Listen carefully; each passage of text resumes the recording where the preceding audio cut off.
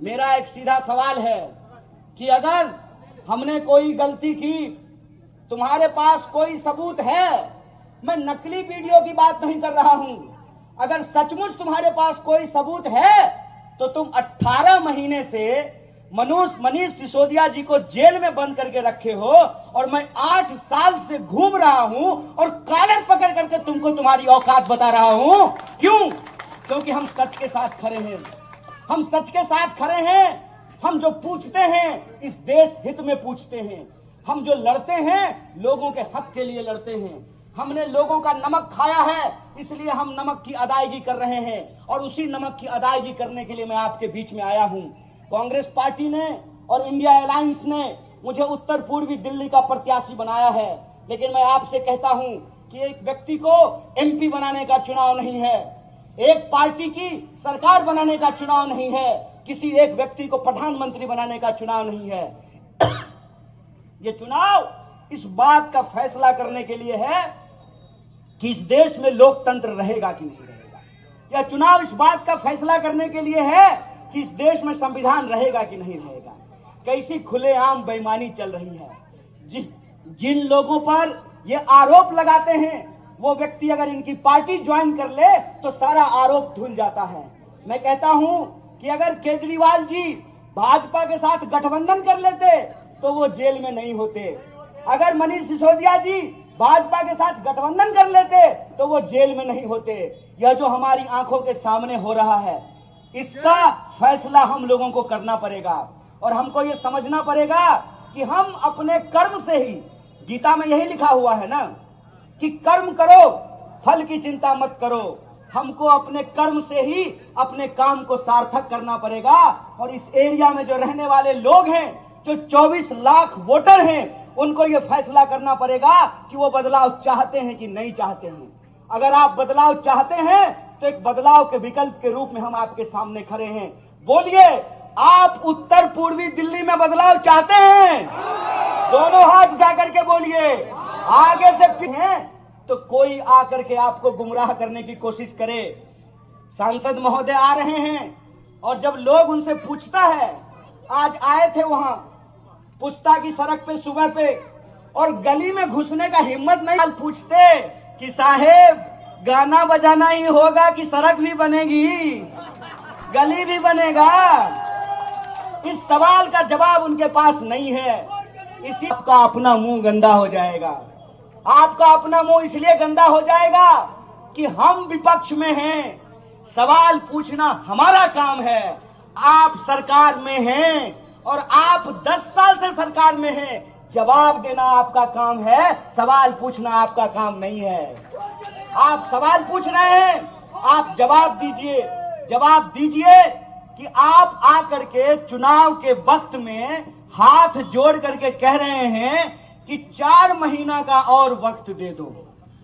क्या 4 महीना का टाइम मांग रहे हैं ना? गनीमत है कि 4 महीना मांगा है, क्या पता 9 महीना मांग लेते कि वो जो बच्चा गोद में है वो बच्चा चलने लगता, विकास नाम का बच्चा।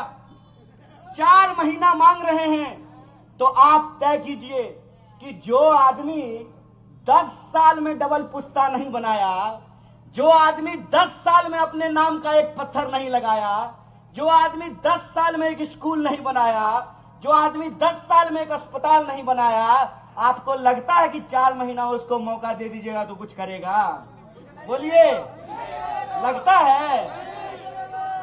तो फिर से गुमराह होंगे हम लोग, फिर से गुमराह करने की कोशिश करेंगे कोई। इसीलिए हम आपसे कहने के लिए आए हैं कि हम आपसे वोट मांगने नहीं आए हैं। हम सिर्फ आपसे ये कहने के लिए आए हैं कि मैं एमपी कैंडिडेट नहीं हूं, आपको एमपी कैंडिडेट बनना पड़ेगा। ये आपके अस्तित्व की लड़ाई है, ये आपके आत्मसम्मान की लड़ाई है। और मैं कहता हूं कि अपने आत्मसम्मान के लिए हमको खुद ही खड़ा होना पड़ता है। माता जी, हम रोते नहीं हैं तो आपको पता चलता है कि भूख लगा है। बच्चा रोएगा तब न पता चलेगा कि भूख लगा है। इसीलिए हमको अपने हक में आवाज उठानी पड़ेगी। बोलिए, आप आवाज उठाने को तैयार हैं? उत्तर पूर्वी दिल्ली के लोग न्याय चाहते हैं। अगर न्याय चाहते हैं तो आप एमपी कैंडिडेट बनिए, घर घर जाइए, गली गली जाइए, लोगों से बात कीजिए और लोगों को कहिए कि 10 साल हमने किसी को मौका दिया, एक मौका किसी और को देखते हैं, काम करेगा तो ठीक, नहीं काम करेगा तो कान पकड़ करके इसको भी गद्दी से नीचे उतार देंगे। बोलिए, ठीक बात कि नहीं ठीक बात? और अगर आप इसके लिए तैयार हैं तो एक बात मैं कहना चाहता हूं, जो नौजवान यहां पे सुन रहा है, सुन लो मेरे भाई, अगर आपके पास डिप्लोमा है और हमारी सरकार बनी तो हम 1 लाख की पहली नौकरी की गारंटी करते हैं।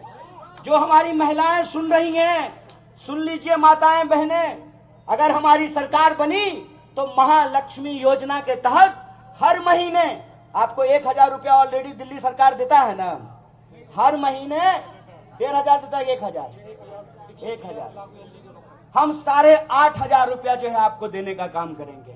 अगर हमारी सरकार बनी तो जो नौजवान है, जो विद्यार्थी पढ़ता है, सुनो मेरी भाई, अगर इस देश में बड़े पूंजीपतियों का कर्जा माफ हो सकता है, इन्होंने अपने दोस्त का, बड़े पूंजीपतियों का, बड़े धन्ना सेठों का 16 लाख करोड़ कर्जा माफ किया है।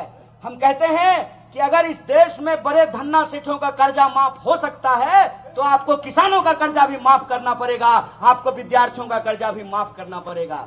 जो विद्यार्थी लोन लेकर के पढ़ाई किया है उस तमाम लोन को हम जीरो करेंगे, उसका कर्जा माफ करेंगे। और कर्जा हम इसलिए माफ करेंगे कि कर्ज लेकर के बच्चा पढ़ता है, इंजीनियर बनता है, एमबीए करता है, लेकिन जब नौकरी ढूंढने के लिए जाता है तो उसको नौकरी नहीं मिलती है। तो हम विद्यार्थियों का कर्जा माफ करेंगे, तो हम नारी न्याय करेंगे, युवा न्याय करेंगे, किसान न्याय करेंगे, विद्यार्थियों का साथ न्याय करेंगे। और इस देश के अंदर रहने वाले जो 140 करोड़ लोग हैं, यह देश हम सबका है। यह देश जितना धनवानों का है उतना ही गरीबों का है। और चप्पल पहनने वाला गरीब का एक बच्चा आपसे वादा करता है कि हम अपना हक लेकर के रहेंगे। आप हमारी आवाज को ताकत दीजिए, संसद में आपकी आवाज गूंजेगी, संसद में आपकी मांग गूंजेगी और आपके हक और अधिकार के लिए अपने खून के आखिरी बूंद तक संघर्ष करेंगे। इसी आशा और उम्मीद के साथ कि इस बार आप बदलाव के पक्ष में काम करेंगे और उत्तर पूर्वी दिल्ली में बदलाव होकर के रहेगा। बोलिए, बदलाव होगा, परिवर्तन होगा। तो इस बार 25 मई को आप परिवर्तन कीजिए। चिन्ह है, चिन्ह के बारे में एक बात आपको बता देते हैं कि दिल्ली में आम आदमी पार्टी और कांग्रेस पार्टी का गठजोड़ हुआ है और इस गठजोड़ में दिल्ली की जो 7 सीट है, 4 सीट पे आम आदमी पार्टी लड़ रही है, झाड़ू वाले लड़ रहे हैं, और 3 सीट पे कांग्रेस पार्टी लड़ रही है, हाथ का पंजा वाला पार्टी लड़ रहा है। इसीलिए आपके यहाँ वो बदलाव का चिन्ह हाथ का छाप है और वो छाप 2 नंबर पे है। आप उत्सव की तरह तैयार होकर के अपने घरों से निकलिए और परिवर्तन के उस बटन को दबाइए और उत्तर पूर्वी दिल्ली में बदलाव लेकर के आइए। इन्हीं शब्दों के साथ मैं अपनी बात को समाप्त करूं।